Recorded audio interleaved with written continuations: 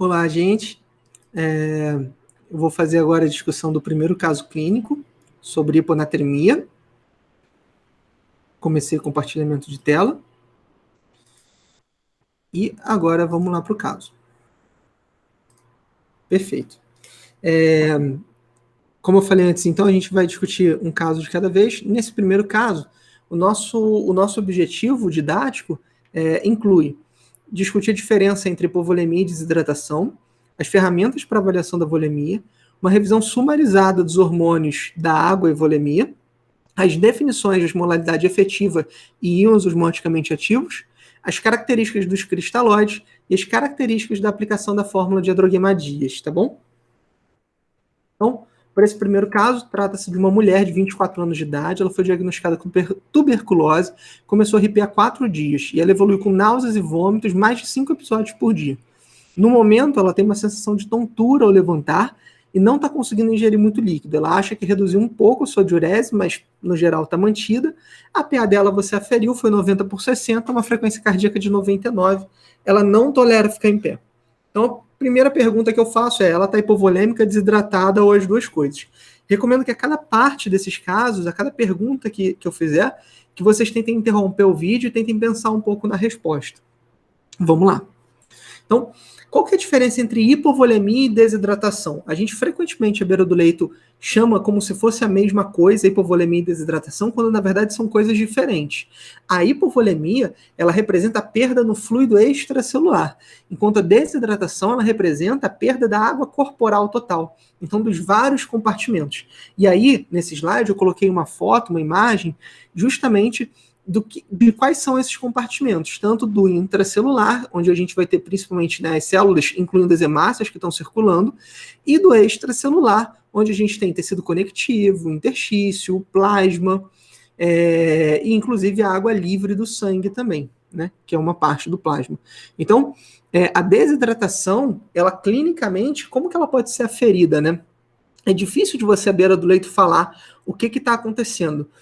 Mas as características que mais chamam a atenção para a desidratação, elas são a boca e particularmente as axilas, isso é bem interessante, isso com medicina baseada em evidência, as axilas secas, então aquela axila seca, sem líquido, coisa que frequentemente a gente observa em paciente idoso, acamado e tal, você vai lá, você sente assim, nossa, o paciente está seco e até debaixo do braço não tem suor, né?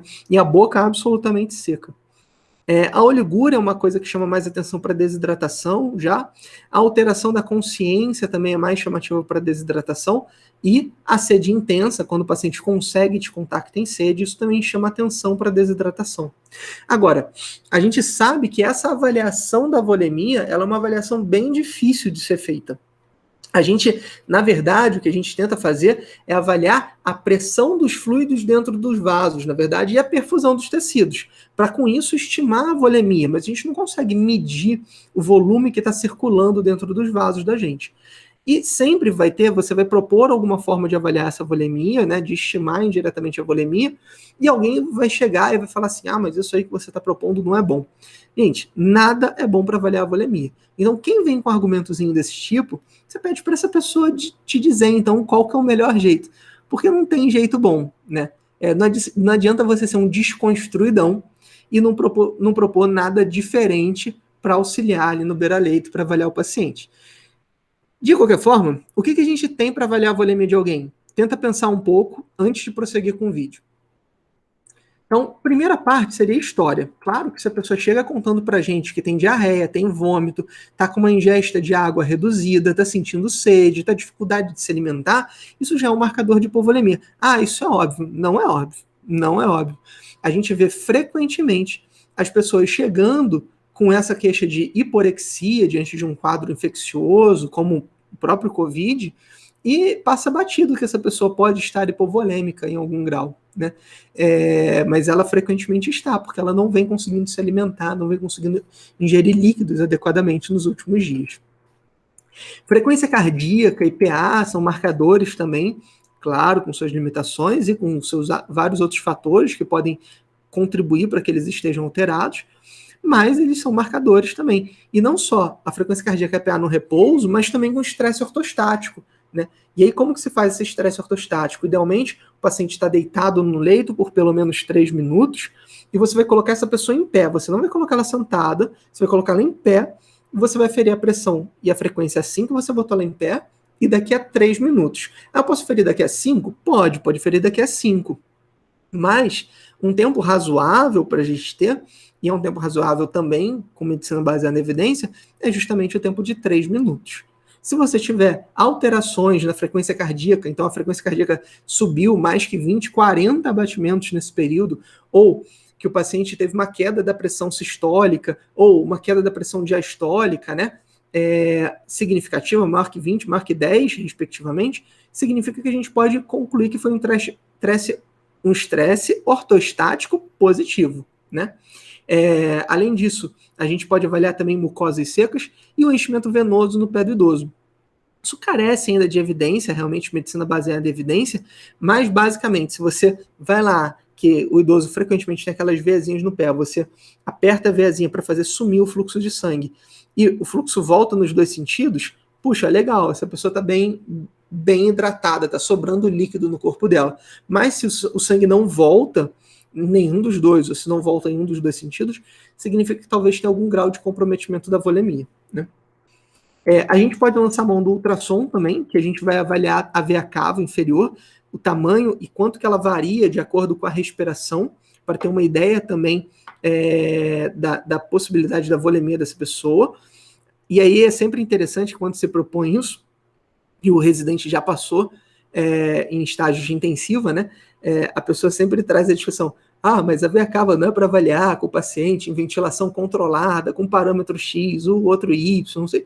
É verdade, gente, é verdade. Mas, mais uma vez, não adianta você ser o desconstruidão. Você precisa trazer coisas que te ajudem à beira do leito, tá bom? E aí, medicina baseada em evidência não é aplicar um checklist de formulário de pesquisa, mas, assim, interpretar os artigos científicos e trazer para a beira do leito, junto com experiência, com os valores do paciente, para você tomar decisões. Outras coisas que são interessantes são exames na urina, que a gente vai discutir mais para frente também, mas que incluem a densidade e osmolaridade da urina, o sódio urinário, o cálculo do FeNA, a ureia urinária, o ácido úrico no sangue, inclusive, ou mesmo na urina. Então, tudo isso pode ser interessante, a gente vai falar disso mais para frente. Voltando para o nosso caso, então, a gente tem a parte 2 dele. Pela conta que pesa 63 quilos, você solicitou alguns exames e estão aí os resultados. Tem uma HB de 14,2, ureia de 58, creatinina de 1,3, um sódio de 130, um potássio de 3,2, glicose de 76, uma gaso com pH de 7,48, um BIC de 29, PCO2 de 38, uma urina 1 com uma densidade de 1030 e um sódio urinário de 16. E aí a primeira pergunta é, por que ela está hiponatrêmica? Então, pensa com seus botões. Por que ela está hiponatrêmica? Se você falar, porque ela está hipovolêmica. Beleza, mas por que hipovolemia dá hiponatremia?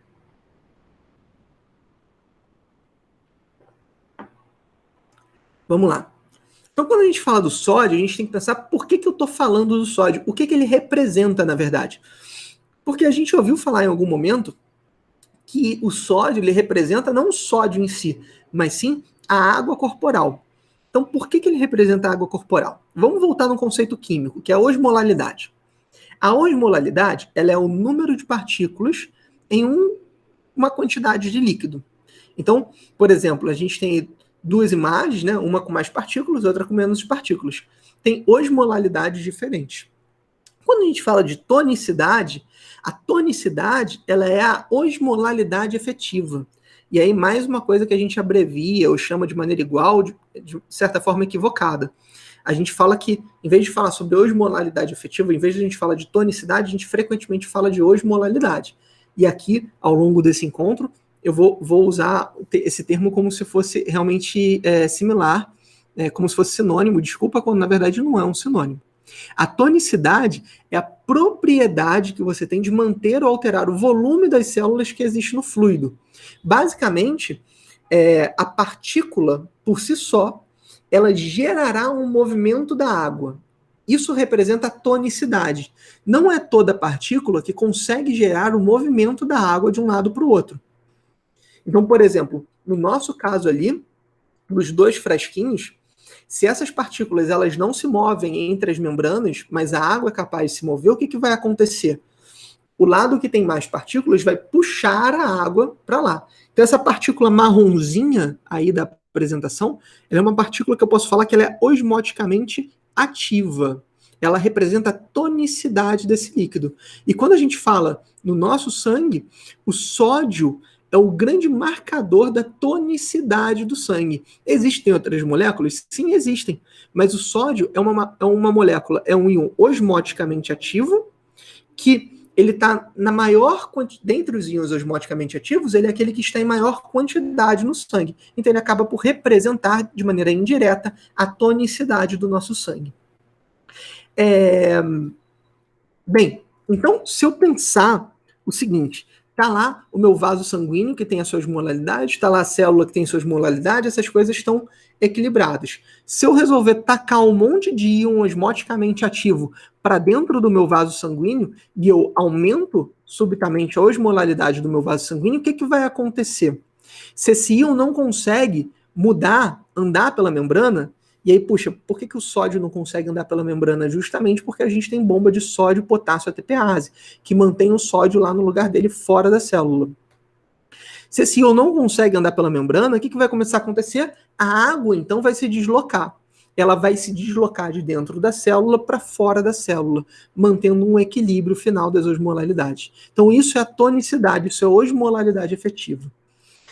E é por isso que a gente olha para o sódio quando a gente fala sobre osmolaridade, quando a gente fala sobre volemia, porque o sódio é o íon mais importante nesse contexto. Outros íons, o outro íon que é importante nesse contexto, outra molécula que é importante nesse contexto, é a glicose. A glicose ela também é um íon osmoticamente ativo, uma substância osmoticamente ativa, ela puxa a água para si. Mas a glicose, ela tende, se ela sobe muito, ela tende inclusive a sair pela urina, né? A não ser que a gente tenha uma doença que mantenha esse nível de glicose muito alta, né? Como diabetes. A ureia, por outro lado, não é um íon osmoticamente ativo. A ureia, ela consegue passar pela membrana celular. É por isso que quando a gente vai aquelas fórmulas, lá tem lá fórmula de osmolaridade efetiva. E a osmolaridade efetiva ela não leva em consideração a ureia. Por quê? Por causa disso. Então a ureia não tem essa representação sobre a movimentação da água. Beleza? Bem, então revisando agora, beleza, entendi o papel do sódio. Então vamos agora revisar os hormônios da água e do sódio de maneira bem simplificada, bem objetiva, bem direta. Então, tem duas formas de a gente mexer nesses hormônios. Uma forma é com o aumento da tonicidade. Então, se eu encher a cara de sal, se eu encher a cara de shoyu, por exemplo, eu vou estimular a secreção de vasopressina. Outra forma é eu reduzir a minha volemia. Se eu reduzir a minha volemia, eu também vou estimular a minha secreção de vasopressina. Eu tenho quimioreceptores que detectam e baroreceptores que detectam essa redução da volemia e estimulam, por fim, a secreção da vasopressina, o ADH, hormônio antidiurético, mas eu também vou ativar o clássico sistema renina-angiotensina-aldosterona. Então, para pensar em água e sódio, tem que pensar nesses dois ciclos de hormônio. Esses hormônios, eles vão atuar no rim, de maneira geral, no rim. E o que eles vão fazer no rim? Eles vão aumentar a reabsorção de água, vão aumentar a reabsorção de sódio e vão gerar perda de potássio, a perda de hidrogênio. Proporcionalmente, absorve-se muito mais água do que sódio. Por isso, o paciente hipovolêmico, ele começa a ficar com sódio baixo. Por quê? Porque ele está usando o que ele consegue para reabsorver mais água que sódio. Se essa pessoa começar a não ter ingesta minimamente razoável de água, ele vai deixar de conseguir reabsorver proporcionalmente mais água que sódio. E aí o que vai começar a acontecer? Ele começa a absorver na mesma proporção ou até um pouco menos, perdendo um pouco de água aí, em relação ao sódio. E aí o que começa a acontecer? O paciente começa a subir o sódio dosado no sangue. E aí o paciente fica hipernatrêmico. Então, hipernatremia não é para qualquer um. Para você ter hipernatremia, para você desidratar de verdade, e por isso que a hipernatremia é verdadeiro marcador de desidratação, você precisa de uma condição de base diferente.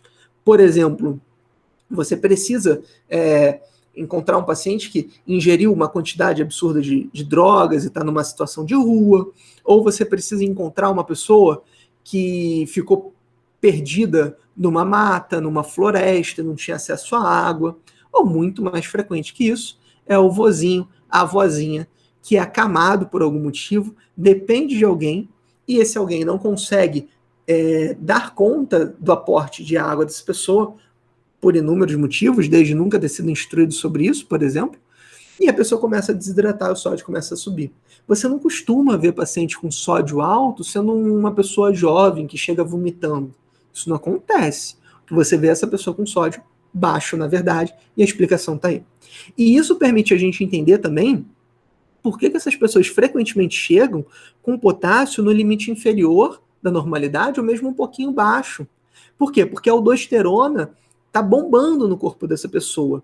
E aí a aldosterona vai estimular que saia fora potássio da circulação.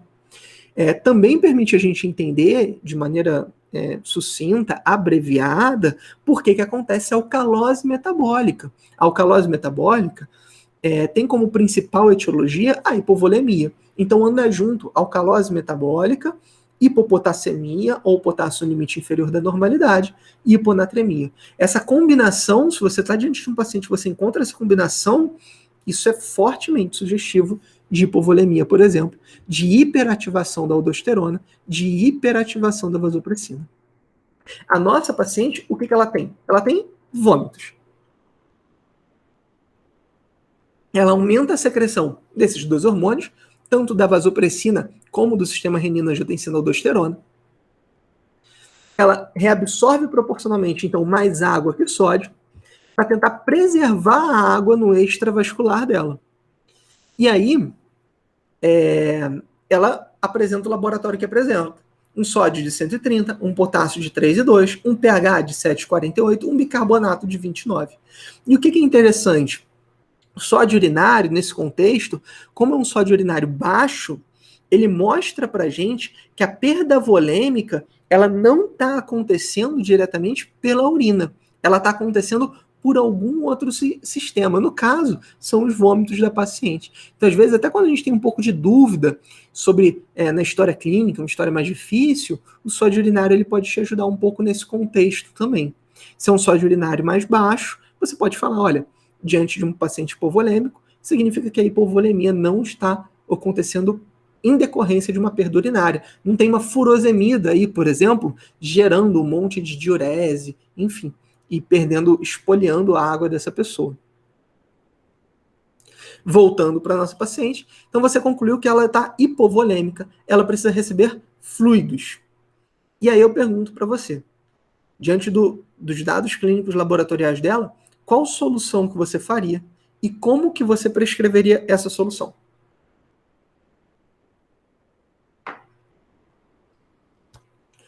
As soluções que a gente frequentemente utiliza são o soro fisiológico a 0,9% e o Ringer lactato. Quando a gente está falando de hiponatremia, ainda surge para a gente o NaCl a 3% e o bicarbonato de sódio, que a gente tem frequentemente disponível é a 8,4%. O que eu achei interessante colocar aí? Não só a quantidade de sódio e cloro dessas soluções, mas também a osmolalidade dessas soluções. Então, se você pensar que o nosso sangue ele tem uma osmolalidade em torno de 290, nota que o NaCl 0,9 ele tem uma osmolalidade em torno do nosso sangue, um pouquinho mais alta, verdade, mas é próxima do nosso sangue. O Ringer lactato também, uma osmolalidade próxima do nosso sangue. Agora, quando a gente fala de NaCl 3%, a gente está falando de uma solução que é 3 vezes mais osmótica que o nosso sangue. O bicarbonato, 2.000 miliosmóis, significa 6 vezes, né? Então, o bicarbonato de sódio, ele é bem interessante, a 8,4%, ele é bem interessante que ele age como uma salina 6%. E isso por que é importante da gente ter em mente? Porque, de vez em quando você quiser prescrever NaCl a 3%, o que vai ter que acontecer? Você vai ter que prescrever para a enfermagem como montar essa solução. E a enfermagem vai levar um tempo preparando essa solução também. Isso gera um atraso. Então, se você está com pressa, uma coisa que você pode fazer é pega aquele bicarbonato a 8,4% e usa. Por quê? Porque ela é uma solução rica de sódio e uma solução osmoticamente muito ativa. Por causa do bicarbonato de sódio, né? Pela combinação das duas moléculas, dos dois íons. E quando a gente fala de NaCl09, frequentemente tem uma dúvida que surge na cabeça das pessoas, que é por que a gente usa um NaCl09 que tem 154 mEq por litro de Na, se eu tenho sódio no sangue que varia entre 135 e 145. Vamos tentar responder. O que acontece?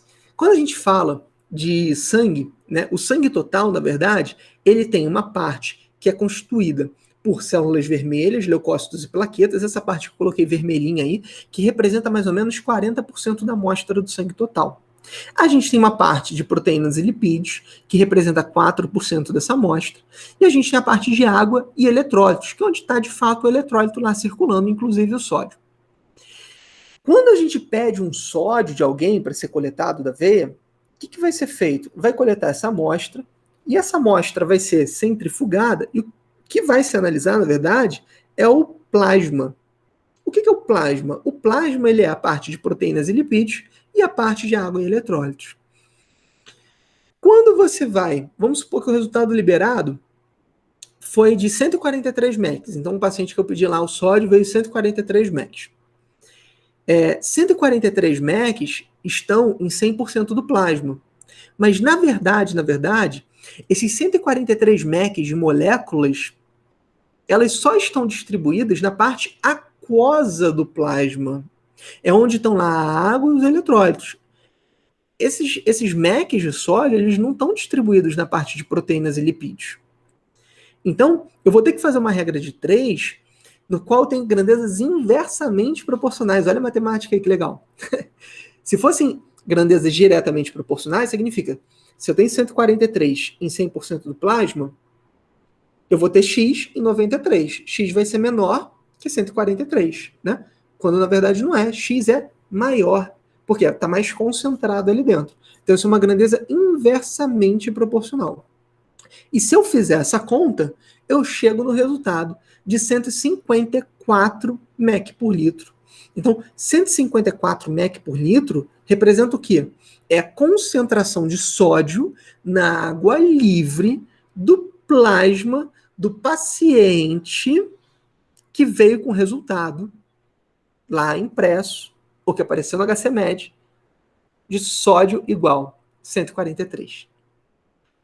Então, por que eu escolhi 143? Né? Não foi à toa. Foi para bater essa matemática aí. Para mostrar que esses 154 mEq, eles representam, para as pessoas, né, que geralmente vão ter mais ou menos um 92, 93% de água e eletrólito no plasma, esses 154 mEq do NaCl09%, ele não é tão antifisiológico assim, na verdade.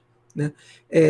Ele não representa um problema, na verdade, quando a gente olha para o sódio, mas ele representa um problema quando a gente olha para o cloreto, que é capaz de gerar acidose metabólica e é capaz de gerar disfunção renal. Isso a gente tem trabalho também do ponto de vista clínico. Né? A gente sabe que se a gente dá muito NaCl09%, a gente aumenta um pouco a acidose metabólica hiperclorêmica, aumenta um pouco a disfunção renal e aumenta um pouco o tempo de internação. Então isso é interessante de se ter em mente. O grande motivo para você evitar o NaCl09 não é o sódio, é o cloreto.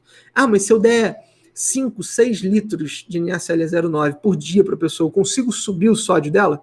Sim, você vai conseguir subir o sódio dela. Porque você vai dar uma super sobrecarga de sódio, na verdade, no fim das contas. Aí a discussão vai entrando em outros campos, vou deixar para depois, deixar para o dia a dia. Então, qual solução escolher para as pessoas?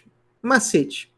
Se a gente está falando de alguém que está hipovolêmico, com alcalose, hipocloremia, que na história clínica te conta que tem vômito, a solução que você vai escolher é NaCl09%. Tem mais cloreto, vai resolver o problema mais rápido.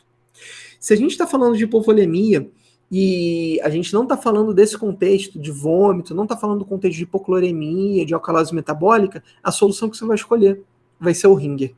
E Se eu estou falando de um paciente que tem acidose metabólica com anion gap normal, a solução que você vai escolher vai ser bicarbonato. Você vai tentar evitar a solução de 8,4%, porque você não quer dar uma solução hiperosmótica para essa pessoa, mas você pode dar essa solução quando você estiver querendo restringir volume, por exemplo, e corrigir a acidose metabólica. Por que ela é útil na acidose metabólica de anion gap normal e não na acidose metabólica de anion gap aumentado? Porque o anion gap aumentado, ele não se deve pela falta de bicarbonato, mas sim pela presença de outra coisa, tipo lactato, tipo cetoácido. E não adianta você dar bicarbonato se você está cheio de cetoácido, está cheio de lactato circulante. Você não vai tirar essas moléculas desse jeito. Então, o bicarbonato ele é útil na acidose de anion gap normal, né? E o Fernando gravou um encontro sobre esse tipo de avaliação, né? Avaliação do paciente com acidose, hipercalemia. Tá lá. E a fórmula de Adrogueima-Dias, né? Dá para usar no paciente que está hiponatrêmico? A gente aprende, né? A gente ouviu falar, alguém em algum momento falou sobre isso, mas aí, usa ou não usa? Né? A fórmula, ela pode incluir, inclusive, o potássio na fórmula dela. Por que o potássio? Porque o potássio também é um íon osmoticamente ativo. Como proporcionalmente ele tem uma quantidade muito menor circulante do que o sódio, a gente não dá tanta relevância assim para ele, mas é um íon osmoticamente ativo. Ela é boa para prever a mudança imediata do sódio que vai acontecer, mas ela tem um ponto negativo. Quer ver? Vamos imaginar para essa paciente se eu tentar aplicar a fórmula de Adrogueima-Dias. Então, é uma paciente, eu coloquei os dados dessa paciente no MedCalc. Então, abri lá o MedCalc, botei uma paciente feminina, adulta, que pesa 63 quilos, que está com sódio de 130. E eu quero repor solução salina. Aí ele fala para mim, olha, se você quiser repor solução salina para ela, você vai dar 677 ml por hora para variar meio ml por hora do sódio. Bem, então se eu quero sair de 130 e chegar em 140, e a cada 677 eu vario meio, até eu chegar em 140, nossa, eu vou precisar de 20 horas e de 13 litros e meio de NaCl09. Tá estranho. Vai ficar mais. Se eu botar Ringer, o que acontece? Então, botei os mesmos dados, selecionei Ringer lactato. A quantidade que ele me manda infundir é uma quantidade infinita. Então, eu vou ter que dar infinito de cristalóide para normalizar o sódio. Não, tá errado, né? Por isso que eu não uso Adrogueima-Dias. Não é verdade? Vamos ver. É fundamental a gente entender a patogenia da doença para a gente entender, inclusive, a limitação da fórmula. Por exemplo, a nossa paciente, ela tem uma hiponatremia hipotônica, né? Então, assim, porque está faltando tonicidade no sangue dela, porque ela está hipovolêmica. Se ela está hipovolêmica, o que acontece? A vasopressina circulante, ela sobe. Eu aumento a minha vasopressina que vai trabalhar aqui em cima. Na hora que eu começar a infundir um cristalóide para essa paciente, o que vai acontecer? O vaso vai distender. No que o vaso distende, eu reduzo a minha vasopressina circulante. Opa! No que eu reduzir a vasopressina, o rim vai começar agora a excretar mais água. E no que ele começar a excretar mais água, o que vai acontecer com o sódio do meu sangue? Ele vai proporcionalmente começar a subir mais do que eu consegui imaginar. Então, o sódio acaba normalizando antes do esperado nessa situação. Essa é uma relação entre as infusões, a vasopressina e os rins. E a fórmula de Adrogueima-Dias, ela justamente não prevê esse cenário clínico, né? Não tem nada lá dialogando com você sobre qual o status volêmico da paciente, qual que é o débito urinário que está acontecendo ou que vai acontecer, né? Então, por isso essa fórmula ela tende a ser errática quando a gente pensa na correção do sódio. Ah, então ela é inútil? Não, não é inútil. É só você pensar em alguma doença que o nível do ADH ele não vai flutuar conforme você der volume. Uma doença que mantenha travado o nível do ADH, basicamente. A CIAD. Então, a fórmula vai ser muito interessante quando a gente estiver falando de CIAD, mas ela vai ser menos interessante quando a gente está falando desse outro contexto clínico, como o da nossa paciente. Então, o lado negativo é justamente que ela não inclui os efeitos renais nas alterações de sódio e água. Então, ela falha na previsão subsequente da variação do sódio. Beleza? Mas ela não é inútil. Agora, Não vai ficar fazendo a mão, gente, pelo amor de Deus. Isso daí, fazer a mão, é só se for questão de prova mal feita de algum lugar, pelo amor de Deus. Abre uma calculadora médica e usa a calculadora médica para fazer. MDCalc, QXMD, seja o que for. Então, o que a gente pode levar, né, de ideia sobre isso? Quando eu estou falando de uma pessoa que a alteração do sódio é de pequena monta, como no caso que a gente está discutindo, só de 130 porque estava vomitando, não tem muita importância, não tem muito impacto no manejo, na verdade, né, toda essa discussão. Basta você dar um pouco de volume, a pessoa vai se resolver, né? E claro, vai para a causa base. Por exemplo, por que ela está vomitando? Provavelmente uma toxicidade do RIP. Não vou ficar discutindo toxicidade do RIP e o manejo disso, mas provavelmente é por causa disso. Vai trabalhar isso daí para resolver a vida do paciente. Agora, quando tem uma hiponatremia muito significativa, esse tipo de conhecimento ele vai ser importante, né? Então, a conclusão desse caso, ela interrompeu temporariamente o tratamento do RIP, seguiu o cuidado a respeito disso, recebeu 1 litro de soro fisiológico, 0,9%, melhorou dos sintomas e foi de alta. Bem, com isso, eu encerro a discussão do primeiro caso clínico, que foi muito mais para a gente revisar algumas bases de fisiologia, compreender por que o paciente hipovolêmico ele pode cursar com sódio baixo, que sódio baixo não é marcador de desidratação. Desidratação significa ter um sódio alto. Eu preciso disso para usar o termo corretamente. Então, daqui para frente, usem o termo corretamente, chamem de desidratação quando de fato o sódio estiver alto, ou quando você está esperando sair esse resultado e falou assim, nossa, não, mas a boca da pessoa está igual a palha, a axila está seca, seca, seca, é um vozinho acamado, e tô achando que esse sódio vem lá de 160. Desidratação. Ah, não, a pessoa que está com déficit volêmico, a pressão está meio assim, minha boca, estou falando de hipovolemia, né? Use ferramentas para complementar a avaliação da volemia. Usa o ultrassom. Ah, mas está acordado, respirando espontâneo. Sim, usa. Usa o que você tiver à sua mão para te ajudar, não para te atrapalhar, né? E, claro, tenta construir o raciocínio de por que aquilo está acontecendo. Então, esse foi o nosso primeiro encontro. Espero que vocês aproveitem. E eu já vou gravar o segundo. Você vê quando puder. Abraço!